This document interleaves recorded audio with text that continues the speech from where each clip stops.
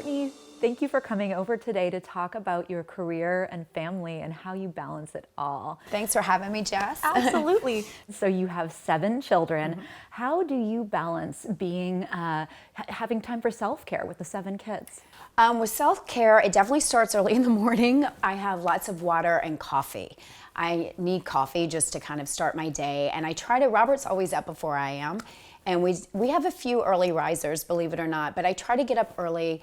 I take care of myself by just kind of having coffee with him and figuring out what's on the schedule for the day or the week, what's needed for me, and I try to really set, even if I'm tired and I need extra sleep, I make sure I get up early before the house starts to kind of make noise and I lose sight of what's most important, which is me first. And then it ends the day with a glass of wine. Great. Now that I live in California, we also eat outside all the time. And so I just feel like that self-care for me, not only for my kids, is so important that I just love it. It feels like we're on vacation, which is kind of magical. Excellent. And I love that you mentioned a glass of wine. Is there another favorite self-care ritual that you have that helps you keep sane? Yeah, I definitely, my mother-in-law actually told me 20 years ago, so I only had Wolfgang, my oldest son, and we were finishing our renovations of our first brownstone, and there was contractors in the morning, contractors at night. We also had rented out some of our bedrooms to friends so we could afford to pay for the mortgage. And I remember calling my mother-in-law, of course, it was like a cordless phone at that time, saying, I'm gonna have a nervous breakdown. And she said, okay, get to your bedroom. And she kind of calmed me down, and then later on told me to promise her that every day, no matter where we were, I would take 5 minutes for myself, maybe sometimes 10 minutes. And I literally do that. My life has obviously gotten more chaotic. I have 7 kids now, and there's always someone at our dinner table or someone always yelling, where's mom? Or Robert saying, the towel sample's here and you have to sign for delivery. Or there's always somebody screaming my name.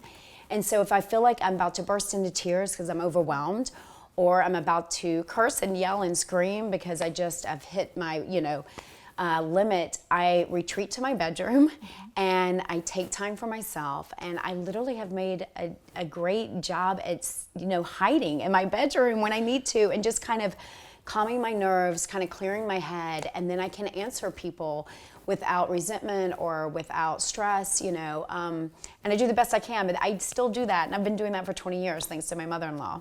When you need to be creatively inspired, what do you do? Well, that's a good point, because a good question. In my line of work, I always can hit a wall at times where things aren't getting, coming to me, or I feel like I've already done that. I need something fresh and new. And travel has always been my go-to, to really just see things in a new light, see things in a fresh way. Even if it doesn't necessarily have to be overseas, but just going to a new state, a new place. And then Robert and I took it so far to feeling like we kind of just needed to feel more creative. And we up and moved all the way across the country, because after a while in New York, we had found, chances are we've seen it, done it, and we just felt like we needed kind of a fresh set of eyes. And so we packed up and moved west, and it's been great. But put yourself out of your comfort zone, travel, go to new places, and you start to really taste new foods, hear new music, see new architecture, and creativity comes that way. At least for me, travel is so important. What's the last truly great book you read or podcast you listened to? Okay, good question, because my sister-in-laws just wrote a book called Just Sit.